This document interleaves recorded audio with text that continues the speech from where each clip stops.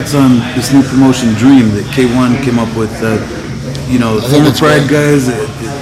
Well, I think there's two promotions starting, Dream and New Victory Road as well. So I think it's great for the sport, and I think a lot of fans miss having Pride in that production. Not necessarily the fights and the fighters that they put on. There's top fighters in most of the organizations now, but the production is what I miss the most, and so it'll be good to be able to watch that just as a fan now. I'm in the UFC for a while, so I'm not. Because there's a middleweight Grand Prix. I'm sure you heard of that. I won't be fighting in it, unless the UFC sends me over. But I think it's good for the sport, and it gives fighters another avenue to go out there and make some money and make a name for themselves. It's tough with so many fighters and only one big organization in the world to make that statement in the world. If you were to beat Anderson, would you go to Dana and say, hey, is there a chance that I could go to fight in this Grand Prix that they're putting together? I'm not overly fond of fighting in tournaments anymore. I've been there and done that. My first 9 fights were tournaments, multiple fights in a night. So a lot of my fights in my career have been tournaments, and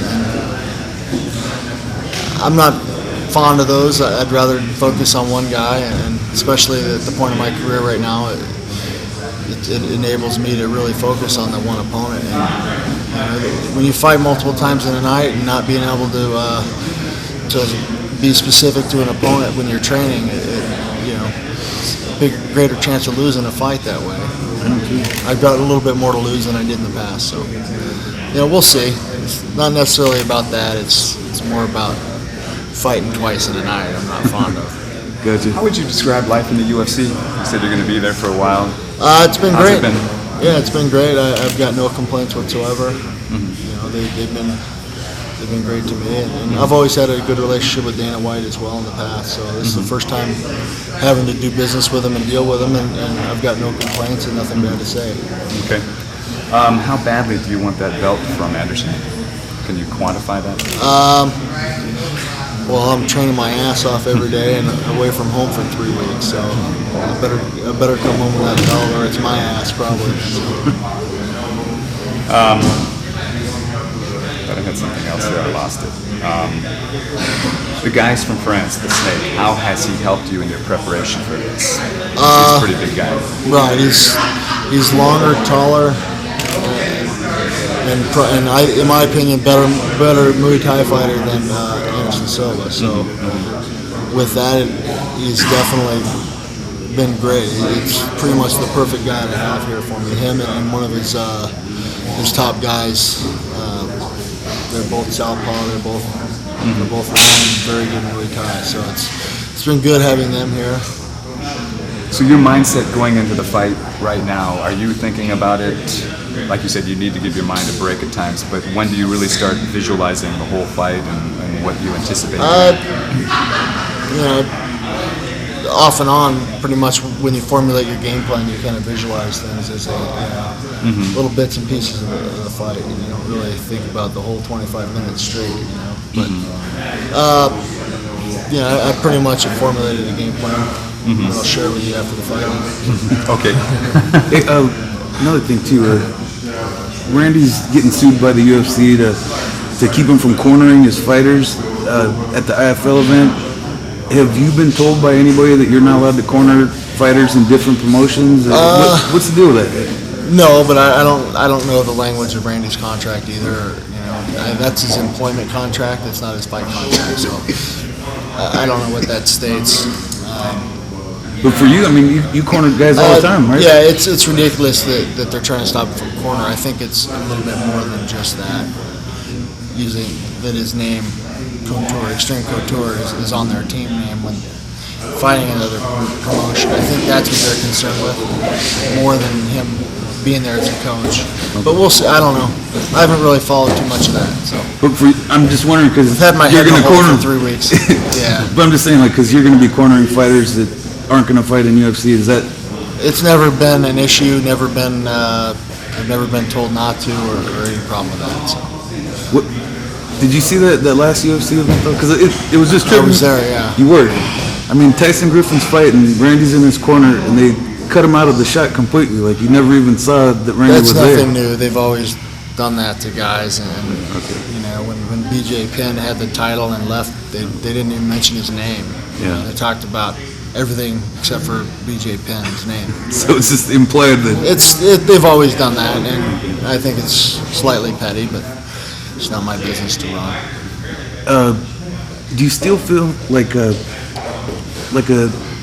need to uphold pride when you go in there to unify these belts against Anderson? Is that still something that because a lot of people still have that argument, pride, UFC, this and that. I mean, yeah, and the consensus now is that the pride guys aren't doing so well, in the UFC. But in my opinion, my last fight with Quentin Jackson was two pride guys fighting for the title. So, and Anderson came from pride. Obviously, he's improved a little bit since then. But Nogueira? And Nogueira, he's got the interim title now as well. So, I think, there's a little bit of pride with that, but for me, it's about myself and my team. That's who I'm going to win for. I'm not going to win for a company that went belly up. I'm just going to do the best that I can out there for me and my team and my fans.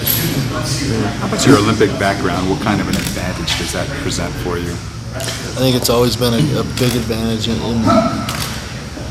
just the mental preparation for fights. I don't really get nervous. I'm pretty relaxed, and I've been on a pretty big platform competing in the past in front of the world with two Olympic teams. So I think with that, it's invaluable to me. How about motivation? Where do you find sources of motivation now? Is it the belt? Is it something beyond the belt and money and just self satisfaction. Just knowing that it's something that I enjoy doing and I want to be the best at, and it's an opportunity to prove it to myself and the rest of the world. Do you ever have days when you can't quite get going? And if so, how do you get in gear so you are where you need to be on that? You definitely have days like that, and that's where your team gets you going. They kick you in your ass, and you got to get going, or you get your ass kicked again. So that's pretty much it. Dan, how's the gym going? Like, how many students do you have here? How's it going? It's going well. It's just been steadily growing. I know that we've had talk about moving to a bigger facility, and we're kind of exploring that now, trying to find a place that'll work for us, and we just want to kind of get there financially first. The gym's not making a ton of money, but I know that most of the students are very happy with everything here, so it's been fairly positive and good for me to be a part of that. So. And this is something that you're going to be involved with lifelong, you think, coaching and training? For sure. And Matt Lindland and myself are going to start opening multiple gyms around the country as well. Not to have fight teams, but just fitness gyms, Team Quest, mixed martial arts and fitness. Oh, cool. Okay. How much of an impact has MMA's popularity been in the success of the gyms? It's probably huge. I think that with that popularity, people want to come out and check it out. See what it's all about. And with that, once people start checking out the workouts that they get here, it's fun and they get a damn good workout. So I think that's the biggest thing. Once the popularity got the people in the door, and once they see what's going on here, they get addicted. Jen, your fight's one of the most highly anticipated. I mean, people have been wanting to see this for a while now. What's the fight out there that you want to see as a fan? Like, if you could put two guys This one right together. here.